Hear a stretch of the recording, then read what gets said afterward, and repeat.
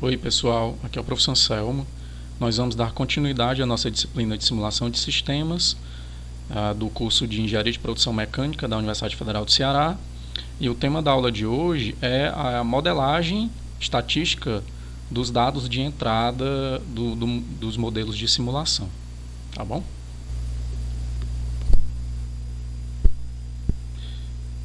Então, olha só pessoal, quando a gente constrói um modelo de simulação, a gente precisa definir, como nós vimos nas aulas de simulação de filas e na aula sobre simulação no Software Arena, a gente precisa definir as distribuições de probabilidades das variáveis aleatórias do nosso modelo, né? Então a gente precisa escolher as distribuições de probabilidade, se é uma exponencial, se é uma normal, e definir os seus parâmetros, tá? Então, existem algumas formas de se fazer isso, certo? Mas, digamos, a forma que seria a mais científica é você tentar extrair, né, essas distribuições de probabilidades a partir de uma amostra de dados, tá? Então, os passos que a gente segue, em geral, a partir de uma amostra, né, de dados de uma determinada variável. Por exemplo, eu tenho no meu modelo de simulação tem uma máquina e ela tem um certo tempo de operação, né? Então eu preciso definir qual é a distribuição de probabilidades dessa variável tempo. Eu coleto uma amostra, né, de tempos dessa máquina, tá? E a partir dessa amostra eu construo um histograma, que é um gráfico, né, que vai me dar aí a forma geral, né, da distribuição de probabilidades dessa minha variável tempo, né? Então, a partir dessa forma geral, a gente tenta identificar uma distribuição teórica, certo? Que seja semelhante à distribuição empírica, que no caso é o histograma. Então, se quando você construiu o histograma, os teus dados ficaram com uma forma parecida com a distribuição exponencial, então você pode talvez usar uma distribuição exponencial, né, para modelar os seus dados. Se ficar uma forma mais de sino, parecida com a normal, né, e você pode talvez usar a normal, tá? Então a gente pode fazer essa análise mais qualitativa, né, mais visual, certo? Mas a gente pode ir além e também usar métodos um pouco mais científicos, digamos, né, ou mais fundamentados, né, para escolher uma distribuição de probabilidades, certo? Então, por exemplo, a gente pode usar um critério de erro, né? Um dos mais usados é o erro quadrático médio. Então a gente pode usar uma certa medida de distância da minha distribuição empírica, dada pelo histograma, e por diversas distribuições teóricas, né, por um conjunto de distribuições teóricas, né? Então usar uma medida de distância, por exemplo, o erro quadrático médio é uma medida de distância, né?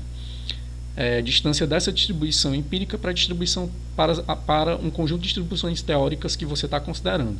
E aí você escolher aquela distribuição teórica que tem o menor erro quadrático médio, né?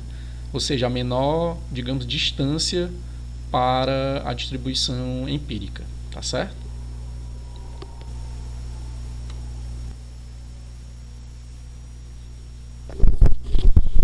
Então vamos direto aqui para um exemplo, pessoal. Imagina que você coletou uma amostra aí de 30 observações de tempos de atendimento, né, aqui em minutos, em um consultório médico, tá? Então tem uma amostra aí, essa amostra ela está em ordem crescente.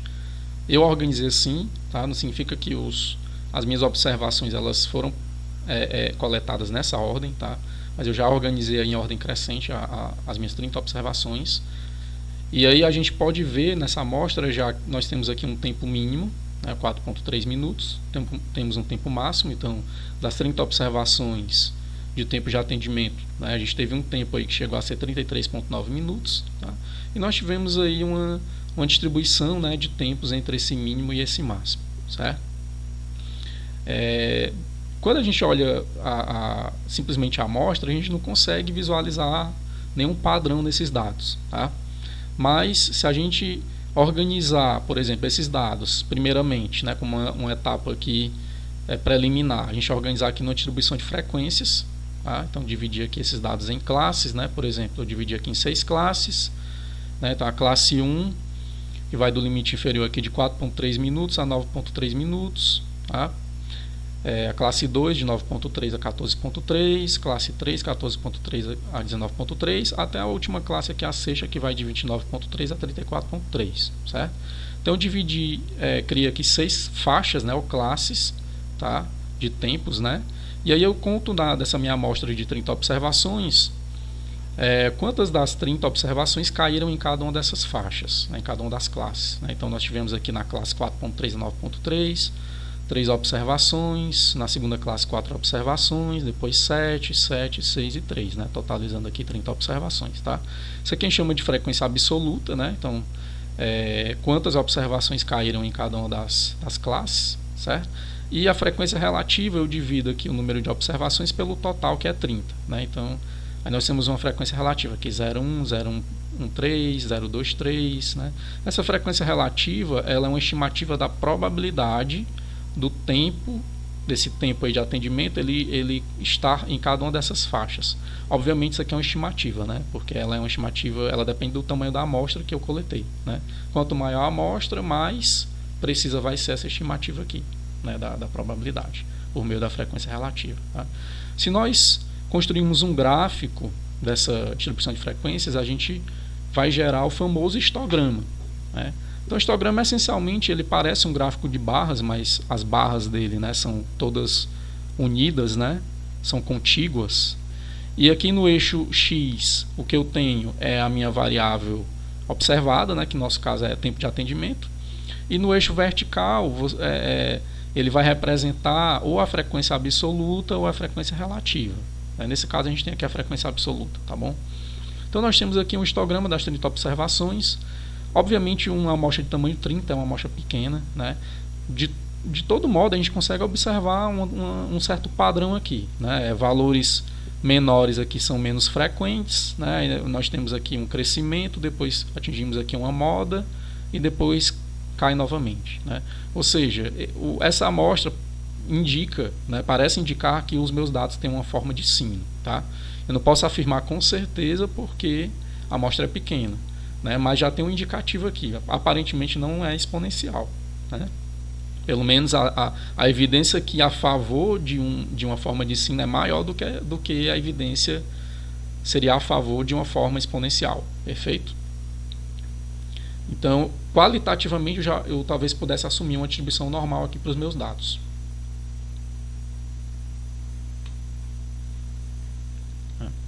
Então, olha só, mais precisamente, né, a gente pode sobrepor aqui. Eu tenho um histograma, não é o mesmo histograma do slide anterior, né, agora eu tenho uma amostra aqui bem maior, né, é um histograma aqui já bem mais classes, né, para a gente visualizar melhor, tá?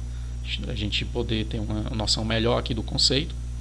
Então nós temos aqui um histograma que são justamente as barras verticais aqui contíguas, e esse histograma indica uma forma aí de curva de sino, né? Esse é o padrão que ele está indicando para a gente, certo? Então eu sobrepus aqui uma distribuição normal, teórica, né, com uma certa média e desvio padrão, né, que são os parâmetros da distribuição normal, certo? E aí a gente pode estabelecer aqui uma distância entre a distribuição normal, né, e o histograma, certo? Então aqui é representado por esse segmento de reta, né? Então a gente pode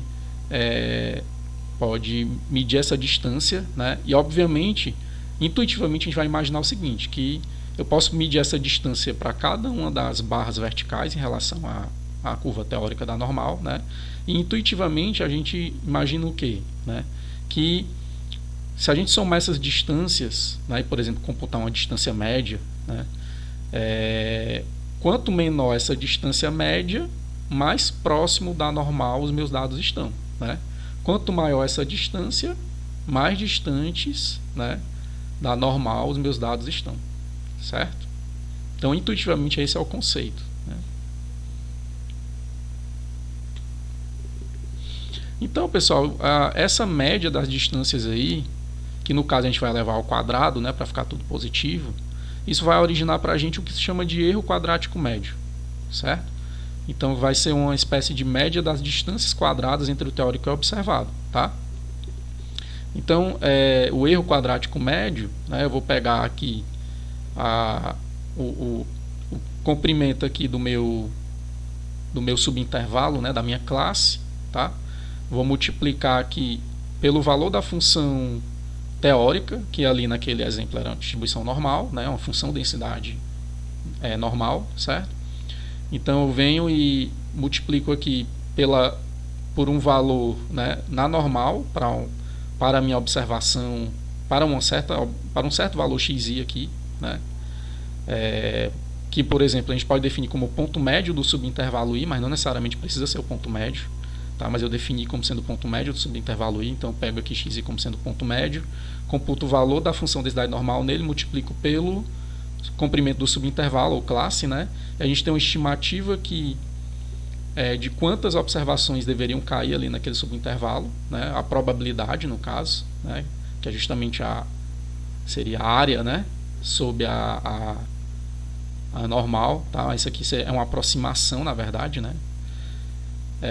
E aí subtraio de yi, certo? Que é justamente a frequência que é relativa ao observado no subintervalo i, né? Que é uma estimativa da probabilidade da gente observar um valor da variável que a gente está modelando, né? Por exemplo, o tempo, naquele subintervalo, né? Então, quanto maior essa distância aqui, quanto maior essa diferença, né, maior o erro, tá? Eu vou elevar ao quadrado, né, para ficar tudo positivo, né, não ter valores negativos, e eu faço essa soma aqui para todos os subintervalos do meu histograma, né? Então, se o meu histograma tiver 15 subintervalos, aqui vai ser uma soma de 15 termos, né? E divido por n, que aí eu vou ter um erro quadrático médio. Eu divido por n, né? Eu estou tirando a média, certo? Então, tem o erro quadrático médio, tá? Quanto maior o erro quadrático médio, mais distante os meus dados empíricos, né, estão daquela curva teórica ali que eu estou em relação à qual eu estou computando a minha distância, né, o meu erro quadrático, tá? Beleza. Então, olha só, a gente pode usar esse critério aí, o erro quadrático médio, como um critério para a escolha de uma distribuição, tá? Então, a gente pode calcular o erro quadrático médio para um grupo de distribuições. Então eu pego lá meu histograma, eu computo o EQM para normal, para exponencial, né, para gama. Claro, dependendo da natureza da variável, né, se for uma variável contínua, eu vou considerar distribuições contínuas, né? E aí eu posso escolher daquelas que eu estou testando, né, escolher a que tem o menor EQM para modelar os meus dados, tá bom? Então esse é um critério que a gente pode escolher. Existem outros, mas esse é um critério muito popular, muito usado, inclusive em alguns softwares, certo? Então, pessoal, olha só. O Arena tem um aplicativo dentro dele que se chama Input Analyzer. Então ele é um software, né, adicional que vem com a Arena, tá? E a função desse Input Analyzer é ajustar a distribuição de probabilidades a dados experimentais. Então a gente segue 4 passos, tá, para poder utilizar o Input Analyzer. A gente primeiro cria um arquivo texto contendo os dados. A gente abre esse arquivo texto dentro do Input Analyzer. A gente vai e ajusta uma ou mais distribuições aos dados usando o Input Analyzer. A partir disso a gente escolhe a distribuição que mais se adequou de acordo com o erro quadrático médio. E aí ele vai dar uma expressãozinha lá da distribuição. Aí você pode simplesmente copiar essa expressão para o seu modelo de simulação, né, para aquela variável lá no modelo, correspondente no modelo. Se for um tempo entre chegadas, ou se for um tempo de processo, né, ou um tempo de movimentação, aí você vai e dá entrada no local adequado no modelo. Então eu vou fazer um exemplo aqui mostrar um exemplo, né, do Input Analyzer. Então imagina que eu tenho uma amostra aqui, tamanho 22, né, 22 observações, né, tá aqui essas 22 observações, tá? Vou colocar essa amostra no arquivo texto, um txt.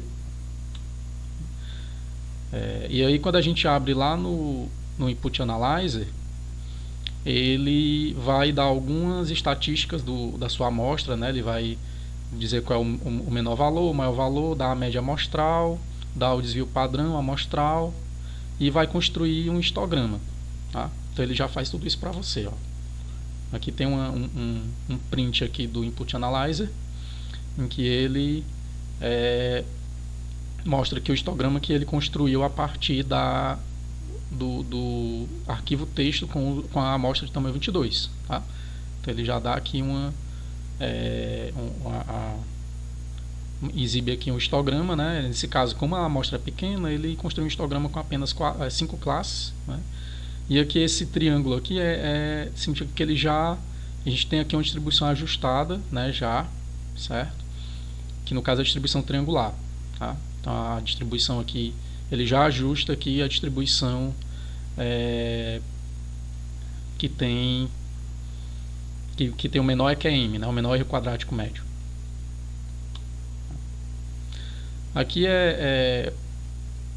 quando você chama lá a função do Input Analyzer chamada Fit All, né? Então ajustar todos, ele vai ajustar um conjunto de distribuições, no caso essas distribuições aqui, triangular, normal, beta, Weibull, Erlang, gama, uniforme, log normal, exponencial. E aí ele já ordena da que teve o menor erro quadrático médio para a que teve o maior, certo? Então aqui a que teve o menor erro foi a triangular, né? Depois em seguida a normal, beta e crescentemente até a exponencial, que foi a que teve o pior, tá? Então por isso que ele já ajustou ali na imagem, né? Ele já ajustou diretamente a triangular, tá? Beleza, pessoal, mas aí isso é só parte da história, né? O Input Analyzer ele vai construir um histograma já para você automaticamente, ele vai ajustar as distribuições, né? Vai te dar qual é que tem o menor quadrático médio, vai exibir, tá? Mas a gente pode ir além e fazer testes estatísticos, certo? Então existem alguns testes que a gente chama teste de ajuste de distribuição, né? Em inglês eles são chamados de testes de goodness of fit, né? Então seria qualidade do ajuste, né? E eles são usados para testar se é razoável assumir que os dados são provenientes daquela distribuição escolhida, porque ali o Input Analyzer ele sugeriu para a gente que a distribuição de melhor ajuste é a triangular, né? Foi pelo menos a que teve o menor erro quadrático médio, né? Mas é razoável a gente assumir que os dados seguem de fato uma triangular, né? A gente pode assumir estatisticamente que há evidência suficiente para adotar, né, uma triangular como um modelo teórico para os nossos dados, né? Então, para a gente poder adotar uma distribuição e ter uma certa confiança estatística, a gente pode usar alguns testes, né, esses chamados testes de ajuste. Os que são mais usados em simulação, existem outros testes, tá? Se vocês pesquisarem em literatura e um livro de estatística, vocês vão encontrar outros. Mas na simulação, o que se costuma usar bastante é o teste Q² e o teste Kolmogorov-Smirnov, também chamado teste KS, tá? Esses dois testes, o Input Analyzer do Arena, ele faz os dois, certo? Professor, mas se eu quiser fazer outro teste ou eu não quiser usar o Input Analyzer do Arena, existem outras ferramentas que fazem esse teste? Sim, se você usar aquele software R, né? Você vai ter esses testes, né? Um outro software estatístico como Minitab ou SPSS, tá? Ou até uma biblioteca em Python, essas bibliotecas possivelmente tem um desses testes aqui, certo? Então você pode fazer usando outras ferramentas, não somente o Input Analyzer, tá? Ambos os testes eles partem das mesmas hipóteses, né? Como é padrão, né, em teste de hipótese, nós temos duas hipóteses, uma hipótese nula, H0, e uma hipótese alternativa, H1, né? A hipótese nula é aquela hipótese que você assume como verdadeira e os dados vão dizer para você se há evidência suficiente para você continuar acreditando na hipótese nula ou rejeitá-la, né? Então a hipótese nula, no caso dos testes de ajuste de distribuições, é de que os dados se originaram da distribuição que você está especificando, tá? Então, se eu assumir, né, que os meus dados seguem uma distribuição triangular, a hipótese nula é que, de fato, os dados vieram de uma triangular. E aí eu vou buscar evidência estatística para manter essa minha hipótese, né? Ou seja, não rejeitá-la, ou rejeitá-la, né? Caso houver evidência suficiente para rejeitá-la, a gente assume a hipótese H1, que é os dados não se originaram da distribuição especificada, né? Ou seja, a negação da hipótese nula. Perfeito? Então, a conclusão aqui é, se você assumiu que os seus dados seguem uma distribuição lá, aqui teve o menor EQM, por exemplo, do Input Analyzer, e o teste não rejeitou essa hipótese, você pode, com certa confiança estatística, usar aquela distribuição teórica como um bom modelo para os seus dados. Então, no caso do teste Q quadrado, né, como todo teste de hipótese, a gente tem uma estatística teste. Né? Então, no teste Q quadrado, a estatística teste, né, é a estatística Q quadrado, certo? Então, essa estatística ela vai fazer uma soma aqui para cada subintervalo lá do histograma, da diferença aqui entre a frequência esperada no intervalo, né, sob a hipótese da hipótese nula, né, e a diferença entre o esperado e a frequência observada, tá? Eleva isso aqui ao quadrado e divide aqui pela frequência esperada, né? Soma aqui para cada um dos subintervalos do seu histograma, tá? Pode-se mostrar, né, matematicamente, que essa estatística aqui ela segue uma distribuição Q quadrado, né? Tá bom? Então essa estatística que é computada no caso do teste Q quadrado, né? Se essa estatística aqui ficar um valor muito grande, né?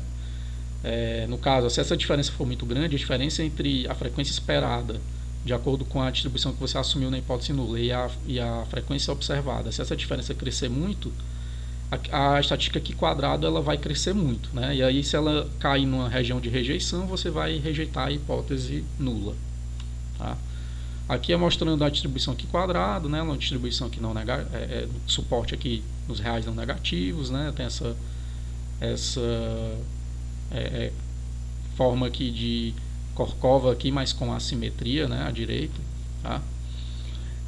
E aí, se a estatística Q quadrado for muito grande, ela cai em uma certa região de rejeição, que a gente define aqui para um certo nível de confiança, né? Um nível de significância, né, que em geral se adota 5% ou 1%. Né? Se cair aqui, a gente rejeita a hipótese nula. Tá? Então, aqui só ilustrando o que eu acabei de dizer, né? Então, a gente define aqui uma região de rejeição. Isso aqui é bem padrão de todo teste de hipótese, né?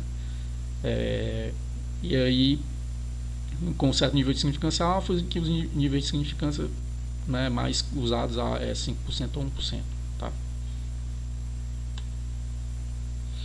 O teste Q quadrado, ele tem algumas premissas, né? Então, ele tanto pode ser aplicado a distribuições contínuas e discretas, mas ele tem uma deficiência que é a conclusão dele depende da forma como os dados estão agrupados em classe, né? Então, dependendo de como você construiu o seu histograma, o teste pode rejeitar ou não a hipótese nula. Isso é uma falha, digamos, uma limitação, né, do teste Q quadrado. Tá? E ele tem essa limitação aqui também pelas premissas dele, né, de que uma classe não pode ter frequência menor do que 5, certo? Então, se você construir seu histograma, quando você constrói seu histograma, nenhuma classe pode ter uma frequência menor do que 5. Isso significa que ele, em geral, ele não é bom quando você está usando uma amostra pequena, né? Em geral, não se recomenda usar ele porque vai acabar ficando alguma classe com uma frequência menor que 5 e o teste ele vai perder bastante aí, né, o seu poder, né? Essas premissas aqui, elas são discutidas em livros de estatística, né, básica. Tá bom? Então, quem quiser conhecer melhor pode pegar algum livro aí do Montgomery, por exemplo, que ele vai discutir as premissas do teste Q quadrado e por que existem essas limitações. Tá? Então, outro teste que se usa muito, como eu falei, em simulação, é o teste de Kolmogorov-Smirnov, né, o teste KS. Tá? Então, ele é muito usado como alternativa ao Q quadrado, né, principalmente quando a amostra é pequena, porque ele não tem essa limitação do Q quadrado, né, de que o seu histograma não pode ter menos de 5 observações. Tá? Ele é um teste exato, é válido para qualquer tamanho de amostra, mas a limitação dele é que ele pode ser usado somente para distribuições contínuas, certo? Em simulação, isso aqui não acaba não sendo limitação porque, em geral, as variáveis que a gente trabalha em simulação de filas, né, principalmente, são variáveis contínuas. A gente não costuma trabalhar muito com variáveis aleatórias discretas em simulação de filas. No caso, quando a gente vai modelar, né, os dados, em geral os dados que a gente modela é tempos entre chegada, né, tempo de atendimento, tempo de transporte, né? Então, como é muito comum a gente modelar tempos, o tempo é contínuo, né? Em geral a gente trabalha com o tempo como contínuo em filas, né? Então se usa muito o teste KS. Tá? Ele tem uma estatística um pouquinho mais complicada do que no caso do Q quadrado, tá? Eu não vou entrar em detalhes aqui na estatística, porque isso aqui é bem padrão em livros de estatística básica e normalmente você não computa esse valor, você não precisa implementar, né? Por exemplo, no Input Analyzer já tem isso implementado, e outros softwares também, então a gente não costuma computar essa estatística na mão, tá? E aí você compara esse valor D aqui, então essa estatística D, com o valor crítico, de acordo com o nível de confiança alfa, né? Então olha só, lá no Input Analyzer, quando ele dá o resultado lá dele, ele dá os resultados de ambos os testes, certo? Tanto do Q quadrado como do teste Kolmogorov-Smirnov, tá? Do teste KS. Então, para aqueles nossos dados lá, de uma amostra de 22 observações, ele deu aqui que a melhor distribuição, né, que teve o menor EQM, menor erro quadrático médio, foi a triangular, com esses parâmetros aqui, né, o valor mínimo 4, valor modal 11 e valor máximo 14. Né, aqui foi o erro quadrático lá obtido pela triangular. Né, e aí ele fez os dois testes assumindo que os dados seguem ao triangular. Tá?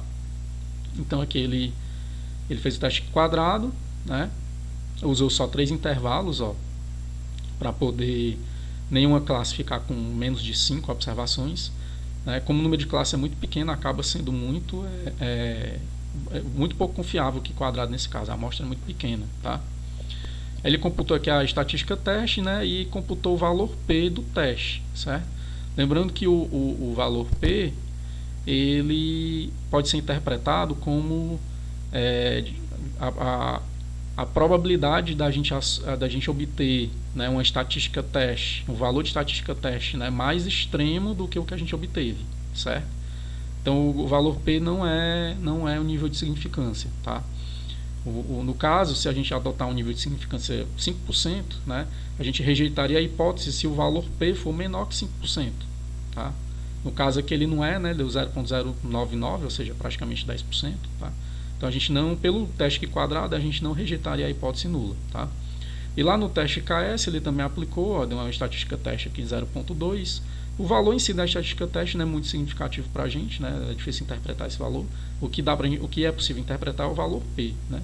E ele está dizendo que o valor P aqui no caso do teste KS foi maior do que 0,15.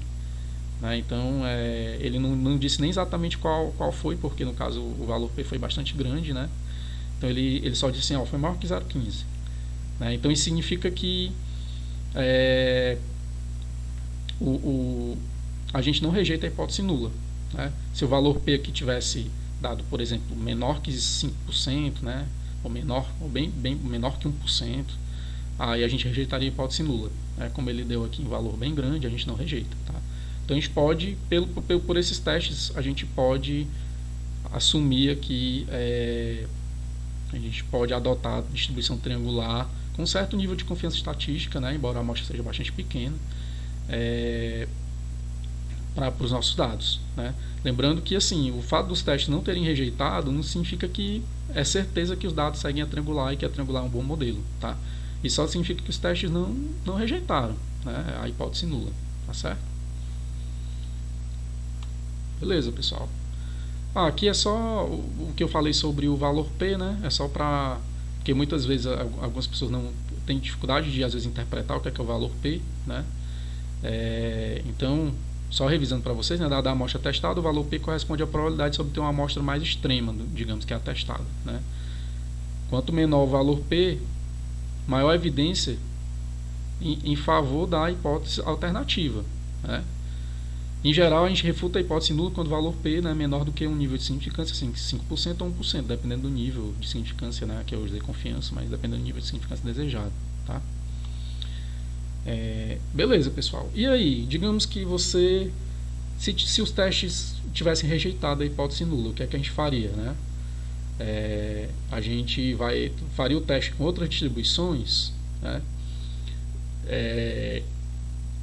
Qual é uma alternativa? Testar outras distribuições normalmente não é uma boa alternativa, tá? Porque você, primeiro que a gente já está testando com a distribuição que tem o menor EQM, né, o menor erro quadrático médio.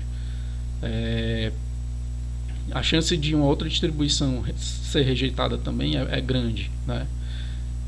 Outra questão é que se você ficar repetindo um teste de hipótese, né, usando o mesmo nível de significância, isso significa que na verdade o seu nível de significância não é aquele mesmo, tá? Não é 5%, porque você teria que computar um nível de significância para todos os testes simultaneamente, tá? Então não teria que fazer uma correção, certo? Se você for fazer 10 testes, por exemplo, se eu vou fazer 10 testes de hipótese e a um nível de 5%, para eu ter certeza, né, que eu estou testando realmente a um nível de 5%, na verdade eu teria que aproximadamente, né, usando uma correção bem grosseira, eu teria que fazer o teste de cada um, na verdade, ao nível de, não de 5%, mas de 0,5%, tá bom? Então, tomar cuidado se você for ficar repetindo um teste de hipótese, porque com um nível de significância, né, se você for testar, por exemplo, a 5% e depois você encontra uma não rejeição, né, ou uma rejeição, na verdade você não está testando o nível de 5%, tá bom? Então, pessoal, olha só. Nesse caso, se eu tiver a hipótese rejeitada, né, uma alternativa tem uma alternativa que eu não incluí aqui, que seria coletar mais dados, tá?